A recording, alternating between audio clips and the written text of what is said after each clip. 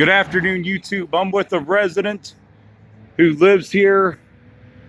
He's homeless. He's on the streets, and we're in East Dayton at 25 and 27 North Finley Street. And he actually used to live in this house. He's gonna tell you a little bit about the decline of this area, the time that he lived here, and what it's like being homeless on the streets with, especially now in light of this coronavirus, without much to do. Your name?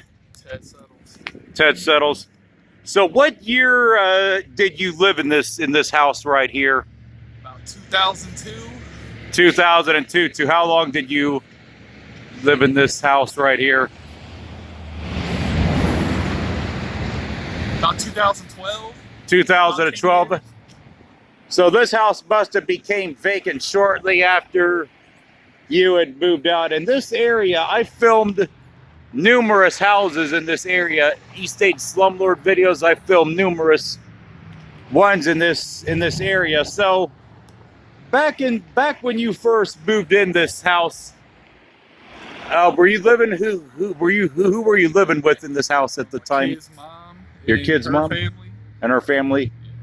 Now, back when you first moved into this house, do you remember any of these houses that are around here being vacant at all? Any of these right here? Nope.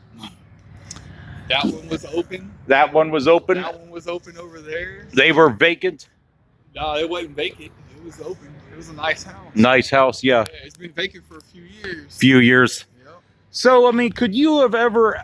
I mean, I'm not sure where you lived at before then, or how many other experiences over in East Dayton they had, but could you have ever imagined 18 years later that this area would look so bad like it is now?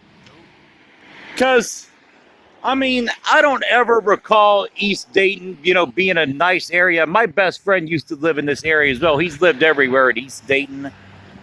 I mean, it was never really what anybody would consider a nice area. It was the poor white class working area or welfare area of town, and I don't think anybody, at least I don't ever recall. I never imagined, hanging out here in the 80s and in the 90s and the 2000s that this area would be, this vacant now. And I'm going to make some comments and y'all let you follow up on this. See, the difference is, I think between, the 80s and 90s and the early 2000s, like, you had a lot more violent crime over here because you had a lot more people. So many of the people that people our age would have known over here, there's not many that escaped either dead or in prison. But it's like during the 80s, a lot of white people used to live in Parkside homes. Parkside homes, yeah. So yeah, a lot of the people that would have lived over here that would have been our age as they were kids, a lot of them are dead or in prison. Yep, dead or gone. Dead or gone. I mean, there's not that many people that's left that would have, grew up over here. And I don't think anybody in their right mind would want to raise a family. No, it's not over here. Not over here. See, you had a lot more violent crime over here, but now, and I'm going to comment on this too, and all that you respond to this too. A lot of the arsons calmed down though a lot. Yeah. You ain't seeing vacant house fires anymore. But there for a long time, there was a lot of vacant houses that were on fire over here, and I mean a lot on this side of town. Mm-hmm. I filmed several of them, numerous, and for about 10 years. There hasn't been quite as many, I think, this year as there has been in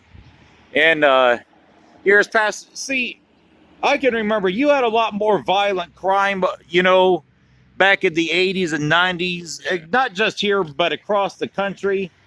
So you see, back in those days, there was a lot more robberies, shootings, and violent crime, especially in areas like this. Now about the only thing that's left is just of a bunch of abandoned houses and just miserable people. Yeah. There's very few. The heroin overdoses has weeded out a lot of people.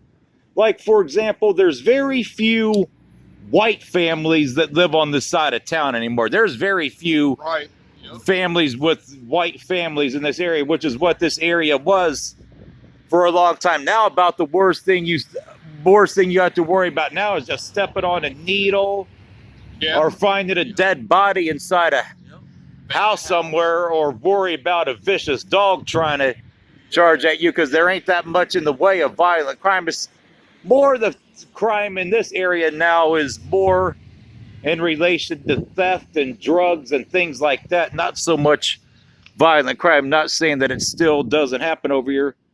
So, you know, I'm not sure how long you've been homeless for. You're a friend of mine, but, you know, with regards to this whole coronavirus situation, a lot of stuff that where poor people or homeless people like you can go to now is shut down, because now we're pretty much under a state of emergency as far as there's not many places that people can, like you or any people like myself, can really go to, with, places like, with so many of the soup kitchens and churches shutting down, the libraries shutting down, museums shutting down. There's just not casinos. There's not that many places for people to go. So how would you describe what it's like, been homeless just this week alone, just in light of compared to, when stuff is normally open, just trying to survive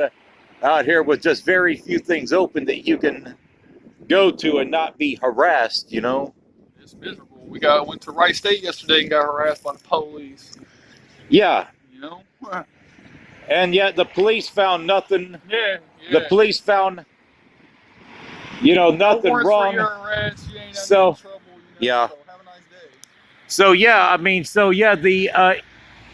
So yeah, so like about the only thing poor people and homeless people are going to be reduced to soon is just, walking at a mall, hanging out at McDonald's, or trying to go to Wright State, or just going to a park just to find something to do, because there's just not that many places to hang out at.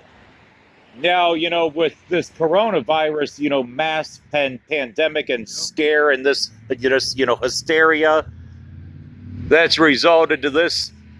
So what would be your message to the, to the city residents and the city leaders on what needs to be done around here and in the city in general?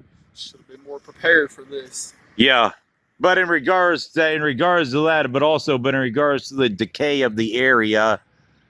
I mean, it's like if you could spend $750,000 on security for a KKK rally, something can be done with this neighborhood, and spend some money to tear these vacant houses down. Yeah, because a lot of these houses, like this one that he used to live in, I mean, the floors are gone.